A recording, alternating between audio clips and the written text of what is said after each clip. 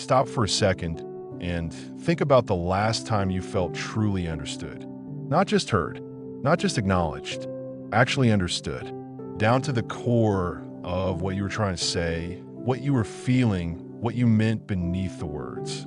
Can you remember it? Or are you still searching? Here's what nobody wants to admit. Most of us are walking around desperately trying to be understood while simultaneously terrified of what happens if someone actually sees us. We're lonely, but not because we're alone. We're lonely because we're surrounded by people who only know the version of us we've carefully constructed for them to see. You share your thoughts, your feelings, your experiences. And people nod. They say, "I understand." They offer advice. They relate it back to their own lives. But deep down, they didn't get it. They didn't feel what you felt. They didn't see what you saw. And now you're more alone than before you spoke, because you've confirmed what you feared all along. Nobody actually understands you. And worse, maybe nobody can. Dietrich Bonhoeffer spent the last years of his life in a Nazi prison cell. A brilliant theologian, a man who chose to return to Germany knowing he'd likely die, who participated in a plot to assassinate Hitler because his conscience demanded it. He was surrounded by guards, by other prisoners, by the machinery of a regime that wanted to erase him. But that's not what made him lonely. In his letters from prison, Bonhoeffer wrote about a specific kind of loneliness that has nothing to do with being physically isolated. He wrote about the unbearable weight of being fundamentally misunderstood, of carrying truths inside you that you cannot share because the people around you lack the context, the experience, the depth to receive them. He wasn't lonely because he was alone. He was lonely because he was awake in a world that was asleep. And that is a loneliness that no amount of conversation can fix. Most people think loneliness is the absence of people. It's not. Loneliness is the presence of people who cannot reach you. It's talking and never being heard. It's sharing yourself and having people see only what they want to see. It's screaming inside while smiling outside because you've learned that honesty doesn't bring connection. It brings confusion, discomfort, distance. So you stop trying. You edit yourself. You simplify. You perform the version of you that people can handle. And every time you do that, you become more isolated. Not from them, from yourself.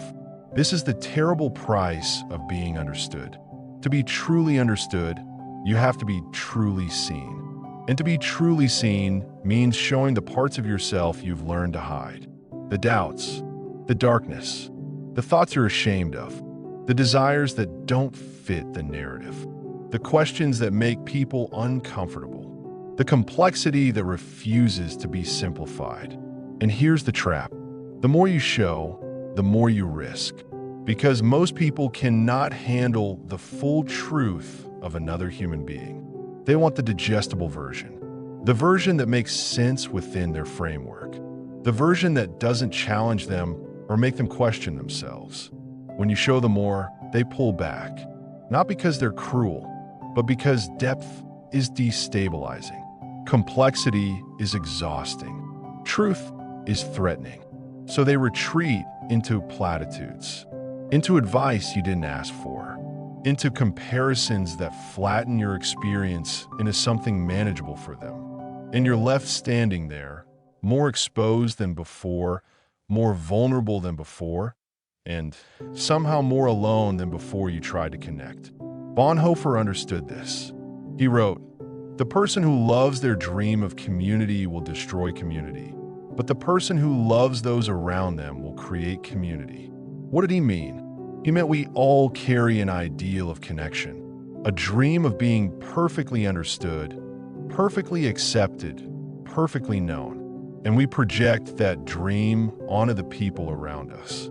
We expect them to fulfill it. We get angry, disappointed, heartbroken when they don't, when they misunderstand us, when they judge us, when they fail to see what we're trying to show them. But that dream is a lie. It's a fantasy. And chasing it destroys the only real connection we can actually have, which is messy, incomplete, imperfect connection. Connection where you're partially understood, where people try and fail, where you have to accept that nobody will ever fully see you the way you see yourself. That's the price, not just of being understood, but of being human among other humans. Nietzsche said, "The lonely one offers his hand too quickly to whomever he encounters." When you're desperate to be understood, you'll take any semblance of connection, any nod of agreement, any "I get it," even when you know it's shallow, even when you know they didn't really hear you. You'll take it because something feels better than nothing, but it doesn't. Something hollow is worse than nothing because it tricks you into thinking you're connected when you're not. It's the loneliness of being surrounded by people, the loneliness of talking without being heard, the loneliness of performing yourself instead of being yourself. So you withdraw, you stop sharing, you stop trying, because at least if you're alone by choice, you're not being rejected. You're not being misunderstood. You're just alone. And somehow that feels safer. But here's what Bonhoeffer discovered in that prison cell. Here's the uncomfortable truth he carried until his execution. You will never be fully understood. Not by your partner, not by your best friend, not by your family, not by anyone. There will always be parts of you that remain unseen. Thoughts that cannot be translated into words. Feelings that exist beyond language. Experiences that are fundamentally incommunicable. And that's not a failure. That's reality. The price of being understood is accepting you won't be. The freedom comes when you stop needing it. Think about the people you feel closest to, the ones you trust most. Do they understand everything about you? No. Do they see all of you? No. Do they get every reference, every joke, every fear, every hope, every contradiction? No. But they see something. They try. They show up. They hold space for the parts they can reach. And that's enough. Not because it's perfect, but because it's real. Bonhoeffer wrote letters from prison knowing they'd be censored, knowing the guards would read them before his family, knowing he couldn't say what he actually wanted to say. So he learned to communicate in layers. Surface meaning for the censors. Deeper meaning for those who knew him well enough to read between the lines. He accepted the limitation. He worked within it. He stopped demanding that everyone understand everything. And paradoxically, by accepting he couldn't be fully understood, he created some of the most profound, most understood writing of the 20th century. Because he stopped performing understanding and started offering truth. Here's what happens when you chase being understood. You start shape-shifting. You become whoever you think people want you to be. You emphasize certain parts of yourself and hide others. You curate. You edit. You perform. And the tragedy is, even when people respond positively, you know they're not responding to you. They're responding to the performance, to the version of you designed to be palatable, acceptable, understandable. So you're still alone. You're alone inside a character you've created. Alone behind a mask nobody asked you to wear, but you put on anyway because you learned that the real you is too much. Too complicated. Too dark. Too questioning. Too honest. Plato talked about the allegory of the cave. Prisoners chained in darkness, watching shadows on a wall, believing the shadows are reality. Then one prisoner breaks free, climbs out, sees the sun, understands that everything they believed was a lie. But here's the part most people forget. When that prisoner returns to the cave to free the others, they don't believe him. They mock him. They attack him. They prefer their chains and their shadows because at least those are familiar. That's what it feels like to wake up in a sleeping world. That's what it feels like to see something true that others refuse to see. You're not crazy. You're not broken. You're just awake.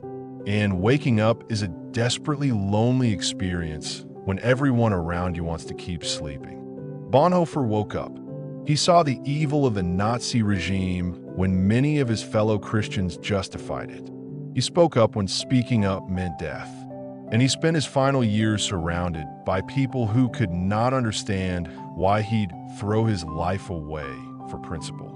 They didn't understand him, but he didn't need them to. He'd made peace with the loneliness of being awake. So what do you do with this? How do you live in a world where being fully understood is impossible? First, you stop demanding it. You stop expecting people to read your mind, to feel your feelings, to carry your context. You accept that everyone is locked in their own perspective, their own limitations, their own cave, just like you are. Second, you offer truth anyway, not because it will be understood, but because truth is worth speaking even when it's not received. You share yourself not to get something back, but because authenticity is its own reward. Because living behind a mask is slower suicide than any loneliness. Third, you find the few, not the many.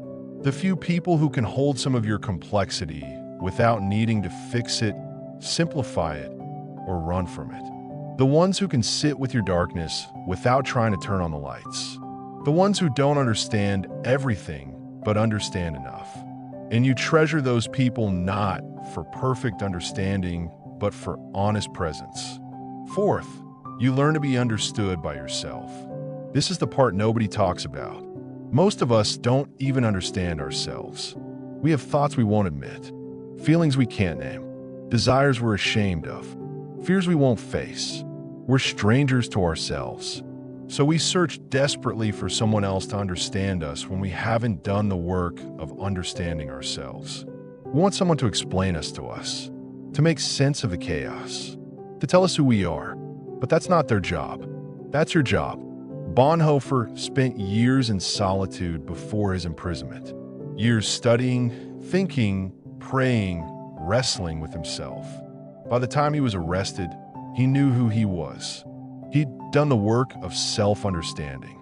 So when the world misunderstood him, when history initially forgot him, when his own church abandoned him, it didn't destroy him. Because he understood himself. And that was enough. The terrible price of being understood is this. You have to give up the fantasy that someone else will complete you, that someone will see you so perfectly that you'll finally feel whole.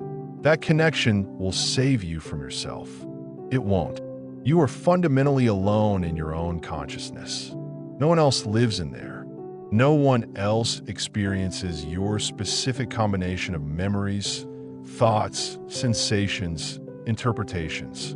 You're the only one who will ever know what it's like to be you. That's terrifying, but it's also liberating. Because once you accept that aloneness, once you stop running from it, you can finally start building real connection.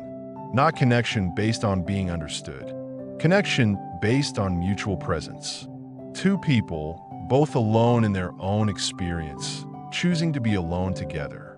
Not perfectly understanding each other, but witnessing each other. Honoring each other, showing up for each other, even in the parts that remain mysterious. That's real intimacy, not the fantasy of total understanding, but the reality of imperfect, honest, courageous presence. Bonhoeffer wrote weeks before his execution, "I have come to know and understand more and more the profound this worldliness of Christianity." He wasn't escaping in a fantasy. He wasn't demanding cosmic justice or perfect understanding. He was embracing reality as it actually is. Messy, incomplete, often lonely, but real. And in that reality, he found something deeper than understanding. He found meaning, purpose, peace, not because everything made sense, but because he'd stopped demanding it to. So here's what I want you to sit with. You are not broken because people don't understand you. You are not failing because connection feels hard. You are not defective because loneliness follows you even in crowds. You are human, and being human means being fundamentally separate from every other human. Locked in your own experience, trying desperately to bridge a gap that can never be fully closed. But trying anyway, reaching anyway, speaking anyway, loving anyway.